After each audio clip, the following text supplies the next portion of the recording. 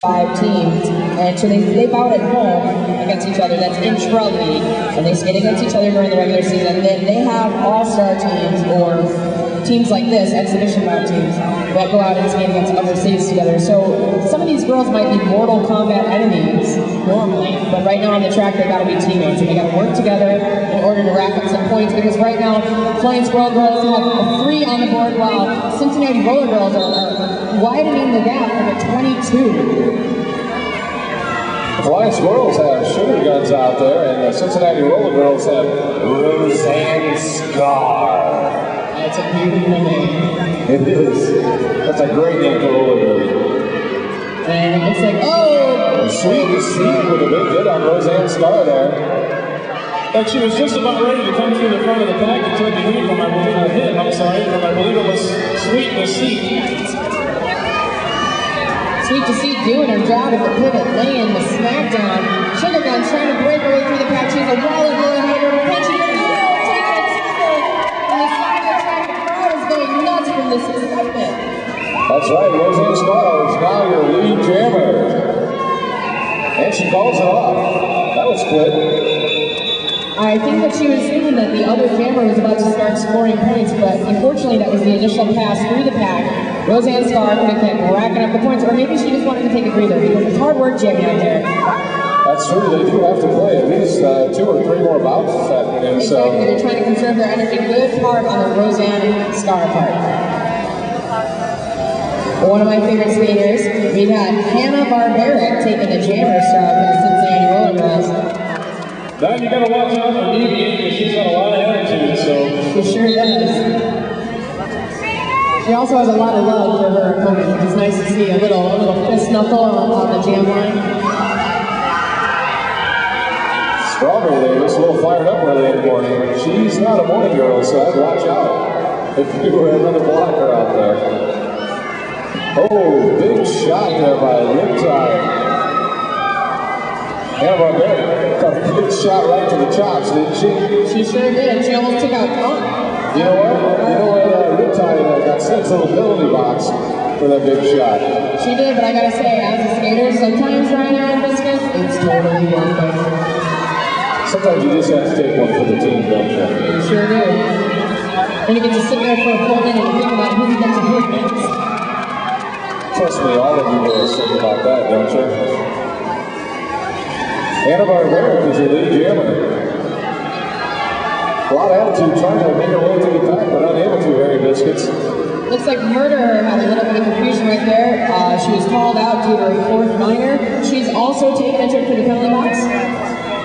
So right about now, we do have an even pack, 4 on 4 on that floor, with 2 girls sitting on the bench waiting their time. Ooh, sadistic Sadie with a big hit on the bottom. She looked away and wow, she took a big shot. She's pretty. Nice work, Blue Bayou, the pivot for the Cincinnati Roller Girls, putting a hurt on a lot of attitude. And it looks like we do have a grand slam for Hannah Barbaric for the Cincinnati Roller Girls, picking up a big 5 points on that last pass. You'll notice that Riptide is waiting her turn. She's doing a little happy dance, excited to hit the track. The reason why she has to do that, folks, is that according to our current rule set, you must wait until the pack passes you. You must re-enter the back of the pack. You cannot enter whatever you see inside. You cannot take the track when your time gets up. You have to wait until the back of the pack passes you. Otherwise, you I didn't see if they ran out of their 2 minutes or if somebody called it off. I guess I missed that part. I was trying to watch for it, but that's because most of the skaters were on the ground towards the end of that jam there. Can't do a whole lot when they're on the ground. Flying Squirrels, one of the newer skaters. Sweet Deceit is out there against Roseanne Scar one more time.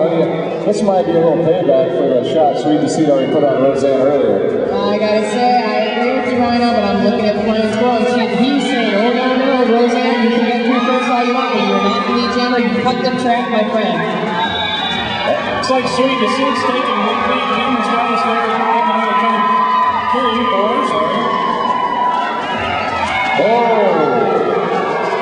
Oh, it looks like we do have a lead jammer, and that is Sweet Deceit. Thank you to the referee for helping out Roseanne Scar. She did lose her goggles. Took a little bit of a somersault tumble right there. Isn't it great? Nailed her. She looked away and pow. everything went flying. Arms, legs, glasses, squirrels.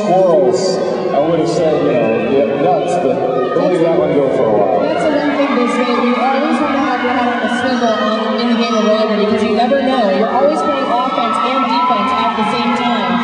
You got to be aware at all times. What are you seeing out there on the track right now? Well, unfortunately, they didn't have rearview mirrors, and like you said, they need to turn their heads and look behind them and see what's coming up. You know, sometimes they got to rely on other people to tell them what's going on. Hopefully, those skaters are talking to them.